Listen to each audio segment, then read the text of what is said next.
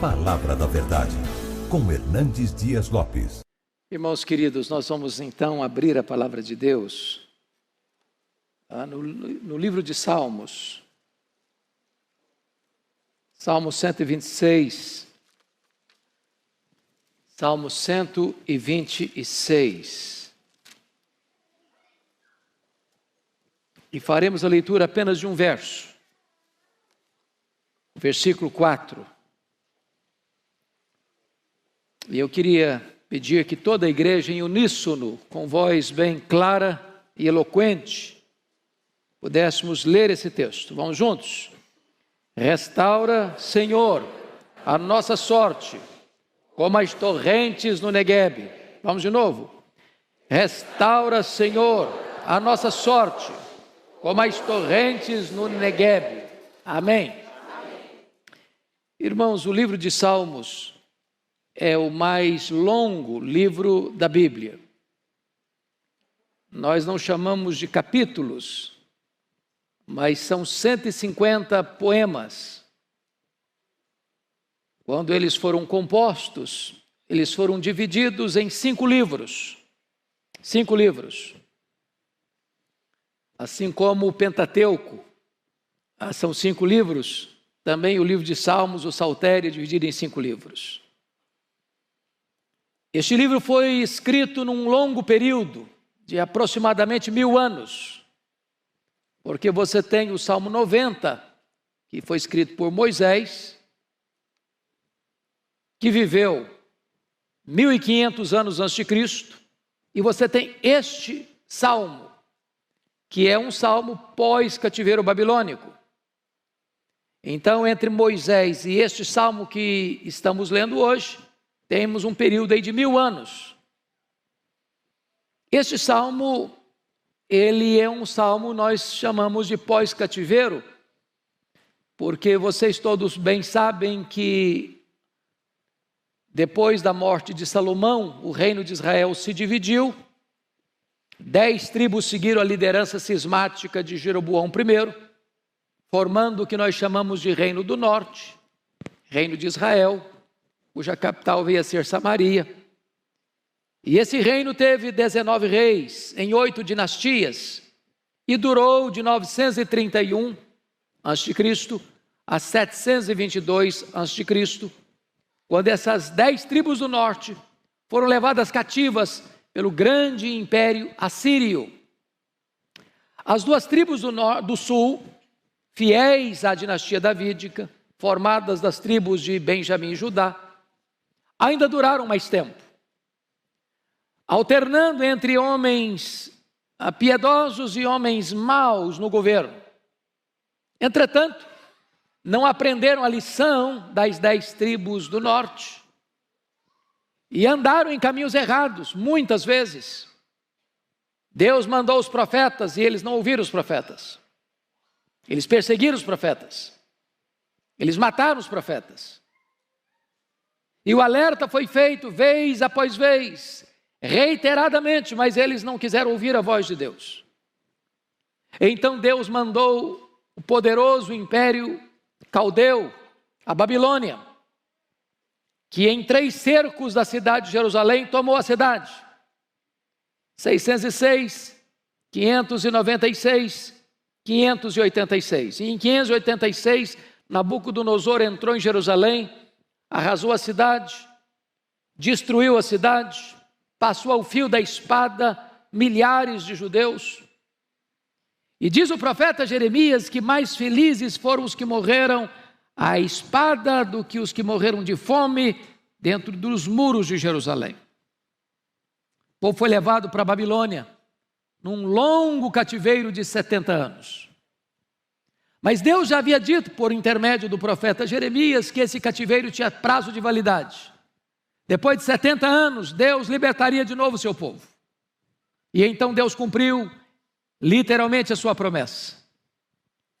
E os israelitas estão de volta a Jerusalém. Mas ao retornarem, a cidade estava debaixo de escombros.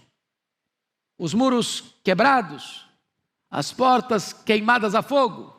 O povo pobre, completamente sem ânimo, para reagir diante daquele cenário tão triste e tão doloroso. Além do mais, Jerusalém estava cercada de muitos inimigos que se opunham claramente, fortemente à reconstrução da cidade. E a cidade de Jerusalém ficou nada menos do que 142 anos debaixo de escombros, pedras reviradas, portas queimadas, muros caídos, o povo desanimado, cercado de muitos inimigos. Este salmo foi escrito com 3 perspectivas. A primeira delas, numa lente, numa visão do retrovisor, olhando para trás, dos versos 1 a 3, com gratidão por aquilo que Deus havia feito. Quebradas as algemas, arrancado o povo do cativeiro, libertado o seu povo. E eles estavam gratos a Deus, porque Deus os libertara, porque Deus lhes dera a chance de recomeçar. E esse testemunho não só trouxe alegria para eles, mas trouxe testemunho e impacto para as nações. Porém, agora chegaram. A situação é difícil. O cenário é cinzento. A crise está instalada. E é aqui que entra, meus amados irmãos, esse texto que nós acabamos de ler. E eu gostaria de ponderar com vocês algumas verdades importantes aqui. Em primeiro lugar, é preciso afirmar que um passado de glória não é garantia de um presente glorioso. Vejam vocês que eles estão olhando para trás com gratidão pela libertação. Quando o Senhor restaurou a sorte de Sião, ficamos como quem sonha. A nossa boca se encheu de riso, os nossos lábios de júbilo. Grandes coisas fez o Senhor por nós, com efeito, grandes coisas fez o Senhor por nós, por isso nós estamos alegres. Mas isso lá atrás. Se você é crente no Senhor Jesus, se você tem o selo do Espírito Santo na sua vida, se o seu nome está escrito no livro da vida, houve um momento na sua história em que você foi liberto, em que você foi perdoado, em que você foi salvo. Seus olhos foram abertos, seus ouvidos foram abertos, seu coração de pedra se transformou num coração de carne. Você se rendeu a Jesus. A alegria da salvação, a alegria do perdão, a alegria de ser membro da família de Deus, de ter o seu nome escrito no livro da vida. Todos nós que cremos em Jesus temos essa história linda para contar do que Deus fez na nossa vida. Mas agora, vamos pousar aqui hoje, 17 de outubro de 2021. Exatamente agora, 11 horas 36 minutos, na Igreja Presbiteriana de Pinheiros, em São Paulo, Brasil. A grande pergunta é: como está hoje a sua vida? Que diagnóstico você tem do seu coração? A Igreja Presbiteriana de Pinheiros, por convocação do pastor da igreja, pastor Arival, está dedicando o dia de hoje para que a igreja reflita sobre a questão do avivamento. Nós amamos a história, mas nós não vivemos apenas de história. Nós não moramos no passado. Nós não moramos na saudade. Todos nós nos lembramos do primeiro amor. Mas muitas vezes, hoje, agora, o cenário é cinzento. Você botou sua vida espiritual no piloto automático. Você perdeu aquele primeiro encanto, aquele brilho nos olhos, aquele deleite na leitura da Bíblia, aquele prazer na vida de oração. Vir à igreja, às vezes, é um hábito, ou é um compromisso que você fez a você mesmo. Mas isso não empolga você. Isso não traz alegria para a sua alma. E o salmista está exatamente fazendo esta análise. As vitórias de ontem não são garantias de vitória hoje. Eu preciso de uma intervenção de Deus hoje na minha vida. Eu preciso de uma ação soberana de Deus hoje na minha vida. Eu não posso apenas me alegrar pelo que Deus já fez no passado. Ele fez, mas agora eu estou precisando de uma nova intervenção de Deus. Os muros estão quebrados, as portas estão queimadas, os inimigos estão ao redor. E quantas vezes nós vivemos apenas de lembranças das vitórias de ontem, das vitórias do passado. Eu fico olhando a história de um homem como Sansão, um gigante de Deus, agora prisioneiro. Eu fico olhando a história de um Davi, homem segundo o coração de Deus, que cai numa armadilha da sedução e macula o seu nome, a sua honra. Eu fico olhando, irmãos, quantos lugares que até mencionamos hoje na escola bíblica dominical, onde aconteceram grandes avivamentos, onde hoje as igrejas estão mortas, vivendo de lembranças. Quem sabe ontem você foi um homem de Deus, uma mulher de Deus, um jovem cheio do Espírito Santo. Mas a pergunta é: como é que está a sua vida hoje, nesta manhã? E o salmista então ora a Deus e diz assim: restaura, Senhor, a nossa sorte, como as torrentes no Negueb. Mas há uma segunda lição que eu quero destacar nesse versículo, irmãos, para a nossa reflexão. A sequidão hoje não deve levar você ao conformismo, mas há uma volta intensa para Deus. Por isso ele diz: restaura, Senhor, a nossa sorte, como as torrentes no Negueb. O que quer dizer a você que a crise não é imutável, a sequidão não é permanente, a aridez pode ser tratada, e este cenário cinzento, desertificado, pode florescer. É tempo desta igreja clamar, como clamou o profeta Isaías: ah, se fendesse os céus e descesses. Deus pode intervir, Deus pode reavivar, Deus pode aquecer o coração, Deus pode inflamar a nossa alma, Deus pode fazer algo extraordinário de novo. É tempo desta igreja fazer o que fez o profeta Elias, depois da retumbante vitória sobre os profetas de Baal no Carmelo, subir para o cume do Carmelo, botar a cabeça entre o joelho e clamar a Deus pela manifestação do seu poder, pelas águas restauradoras do seu espírito. O fato de nós vivermos uma crise mundial, de uma pandemia que assolou as nações, onde muitos crentes ficaram perplexos, tantos outros se dispersaram, muitos outros não querem voltar, ou tantos outros estão céticos e desacreditados. Eu quero dizer para você que a crise não é impedimento para a ação soberana e extraordinária de Deus na sua vida e na vida da igreja.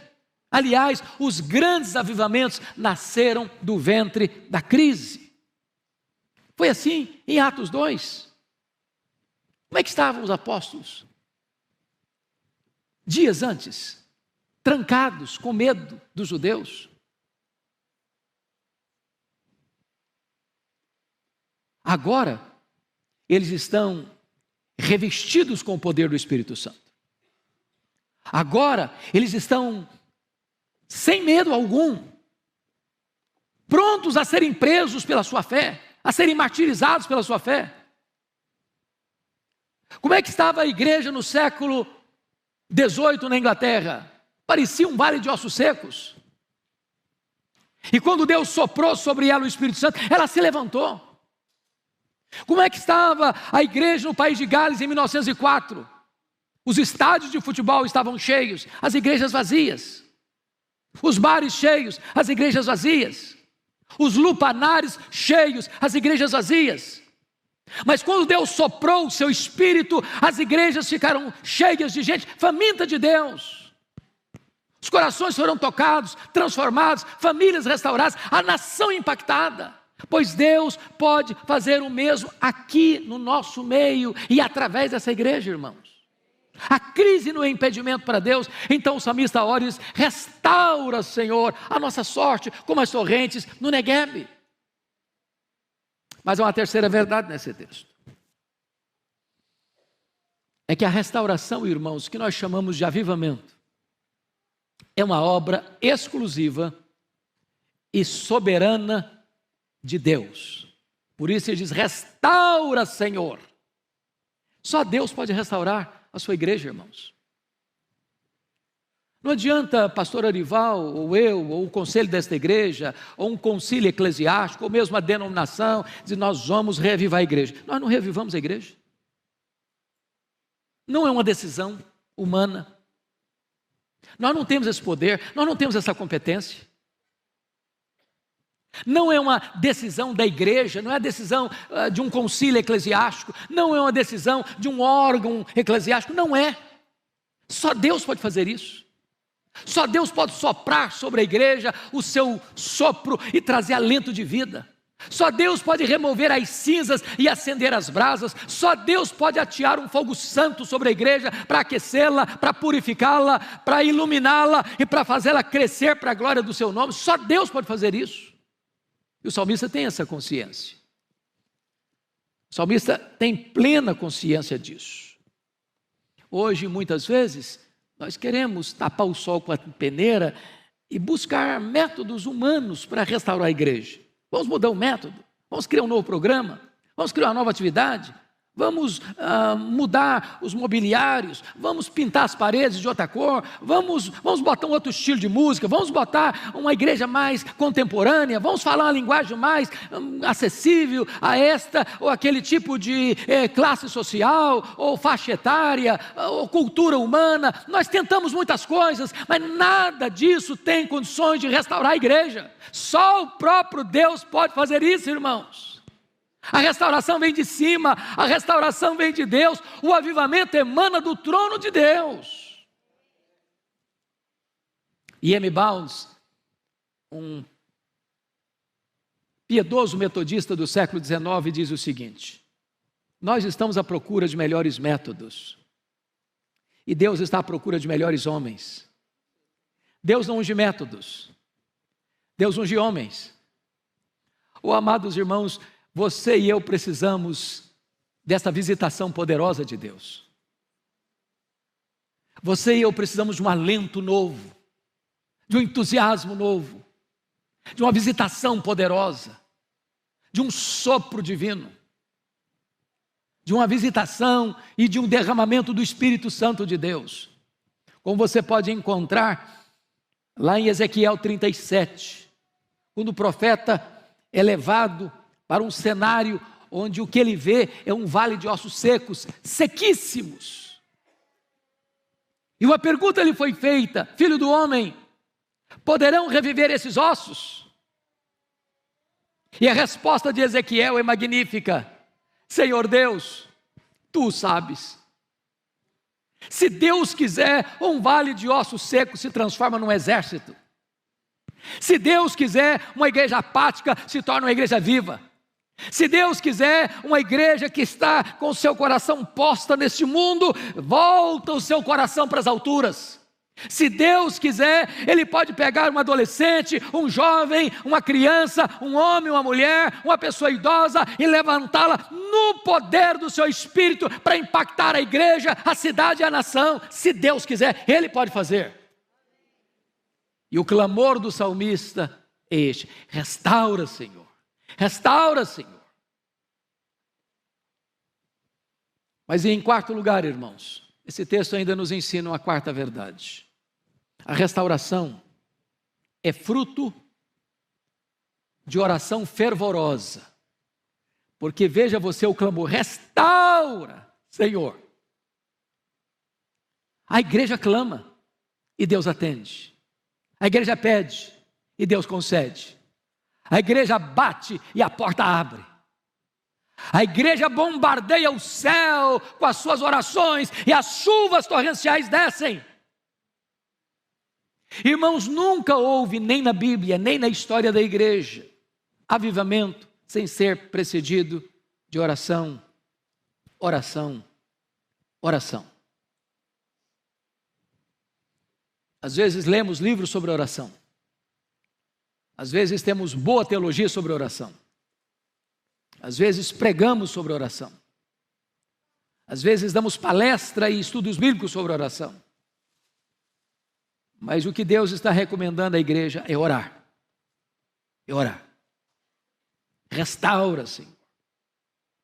Quando Jesus orou, o céu se abriu, o Espírito Santo desceu. Quando aqueles 120 discípulos trancaram-se no cenáculo e durante 10 dias todos perseveraram unânimes em oração. Depois de 10 dias, o céu se fendeu e o Espírito Santo desceu em línguas como de fogo, como que num vento impetuoso, e todos ficaram cheios do Espírito Santo e passaram a falar as grandezas de Deus, e ali começa uma igreja viva e vigorosa. Quando Elias subiu ao cume do Carmelo, a chuva desceu. Quando perguntaram para o grande príncipe dos pregadores do século XIX, Charles Haddon Spurgeon, qual era o segredo do seu ministério, de reunir milhares e milhares de pessoas todos os domingos para ouvir a palavra de Deus, e diz: o segredo desta igreja é que ela tem uma usina de poder. E a usina de poder da igreja era a reunião de oração da segunda-feira, onde centenas de crentes se reuniam para orar, para buscar poder, para Deus capacitar, para Deus visitar, para Deus transformar, para Deus avivar a igreja. Alguns historiadores dizem que o Spurgeon tinha debaixo do templo, ou melhor, debaixo do púlpito, uma sala, e ele, ao perceber no sermão que alguma coisa faltava, ele batia o pé com mais força, para que as pessoas que estavam lá embaixo orando, revigoraram ainda mais na oração. Irmãos, bancos vazios de oração fazem púlpitos sem poder. A igreja precisa compreender isso. Ontem, o pastor Arival, através das mídias da igreja e das nossas mídias todas, fez uma conclamação para a igreja vir, os membros da igreja virem. Tem alguns membros que ainda não vieram. Esperamos que venham. Mas não basta só você vir. Os membros da igreja precisam entender que todos nós somos participantes do ministério da proclamação. Porque leia sua Bíblia e você verá uma coisa: sempre que a igreja orou, o Espírito Santo veio. E sempre que a igreja orou e o Espírito Santo veio, a igreja pregou. E sempre que a igreja pegou no poder do Espírito Santo, as conversões foram abundantes e a igreja cresceu. Então, ao vir para a igreja, amado, venha orando. Meu Deus, usa o pregador, não seja ele quem for, usa o pregador, Senhor, dá intrepidez, dá graça, dá unção, dá iluminação, dá poder, revigora com o Espírito Santo. Fala, Senhor, através dele, fala comigo, Senhor, e faça de mim um instrumento para que esta mensagem alcance mais gente.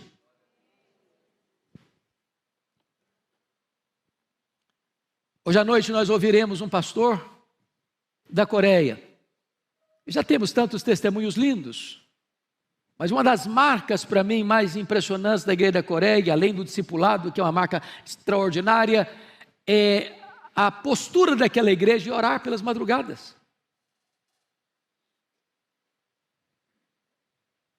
E certa feita, eu visitando a Coreia, fui perguntar a um dos pastores por que eles oravam de madrugada. E eu até fui um pouco indelicado, porque eu fiz uma afirmação para ele, disse: vocês oram de madrugada porque isso é a cultura oriental, isso é a cultura de vocês. E esse pastor olhou nos meus olhos e me disse: não, no mundo inteiro as pessoas levantam de madrugada para ganhar dinheiro. Nós levantamos de madrugada para orar porque Deus é prioridade na nossa vida. Irmãos, quando o povo tem sede de Deus, Deus visita a sua igreja. A Bíblia diz que Deus derrama água sobre o sedento, torrente sobre a terra seca. Deus derrama o seu Espírito sobre a sua posteridade e a sua bênção sobre os seus descendentes. Mas é a terra seca que recebe a chuva, é o sedento que tem água. É desta maneira que Deus diz: se a igreja orar, a igreja recebe. Nós conclamamos você, meu irmão, membro desta igreja, você que está conosco hoje, você que está nos assistindo, a clamarmos a Deus por um revivamento. Só assim a igreja vai enfrentar as hostes do mal, só assim a igreja vai enfrentar todas as forças ocultas e visíveis que se levantam contra a igreja. Só assim a igreja vai impactar a nação.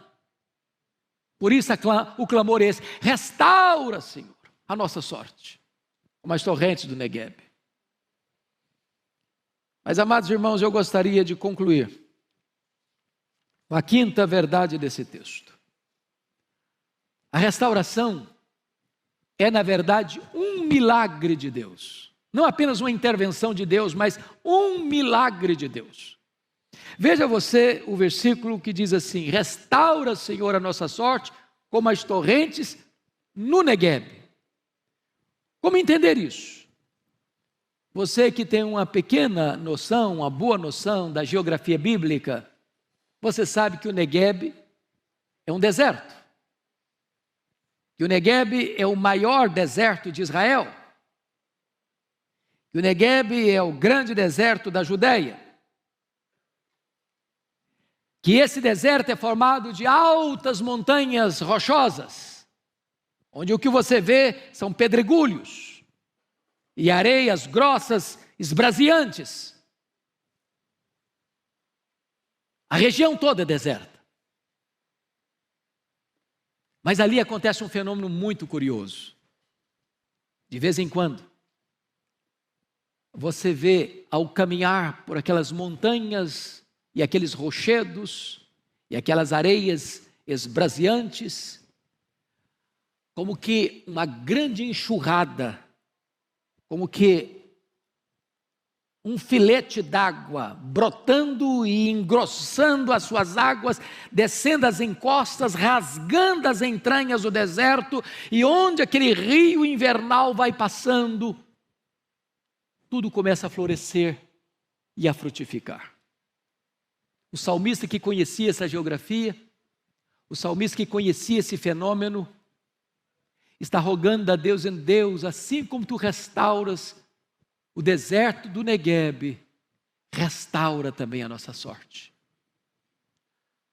O que ele está dizendo: meu Deus, eu olho para a minha vida hoje, parece que está seco, parece que está árido, parece um deserto. E eu te peço, Senhor, que essas areias escaldantes e esbraseantes do meu coração, essa sequidão do meu coração, esta aridez do meu coração, seja agora invadida pelas torrentes do céu, seja invadida pela chuva serôdia do Espírito Santo, e que onde está seco volte a florescer, que onde está morto volte a viver, que onde está desanimado volte a ficar animado, que onde está fraco volte a se fortalecer. Ele está orando para Deus fazer o mesmo milagre que Deus faz na natureza, na sua vida.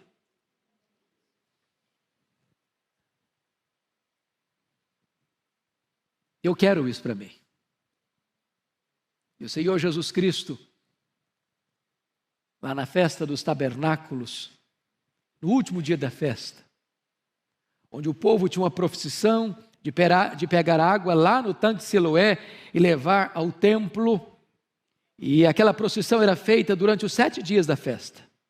No último dia, era o dia áureo, alto da festa, e essa procissão acontecia 7 vezes, do tanque de Siloé ao templo, e na medida que eles iam cantando: e vós tirareis águas das fontes da salvação, citando Isaías capítulo 12, versículo 3, e de repente, no auge da festa, Jesus se levanta e proclama: se alguém tem sede, venha a mim e beba.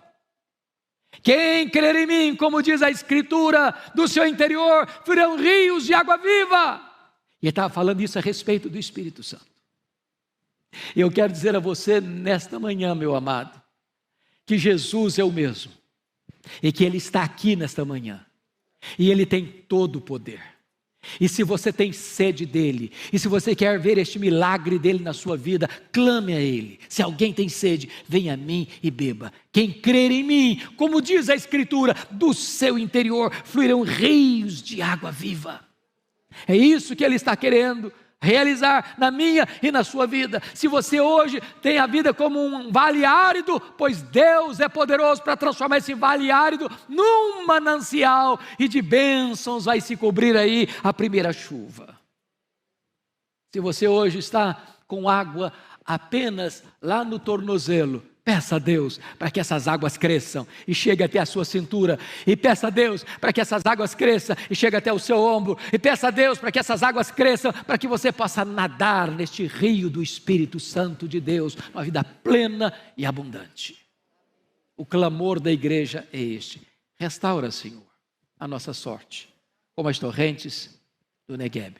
Vamos ficar em pé?